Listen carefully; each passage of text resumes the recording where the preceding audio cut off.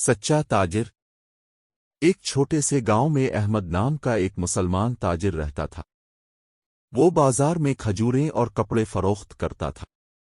لوگ اس پر بہت بھروسہ کرتے تھے کیونکہ وہ کبھی جھوٹ نہیں بولتا تھا۔ ایک دن ایک بوڑھی عورت کپڑا خریدنے آئی۔ غلطی سے اس نے احمد کو زیادہ پیسے دے دیے۔ احمد نے فوراً یہ بات نوٹ کر لی۔ احمد نے عورت کو آواز دی اور کہا، امو جان، اپنے قیمت سے زیادہ پیسے دے دیے ہیں۔ بوڑھی عورت بہت خوش ہوئی اور بولی، تم بہت ایماندار انسان ہو، اللہ تمہیں برکت دے۔ بازار کے دوسرے لوگوں نے بھی احمد کی ایمانداری دیکھی۔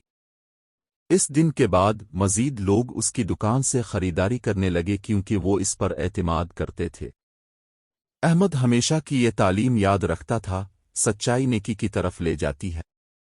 سبق: ایمانداری عزت اور برکت لاتی ہے۔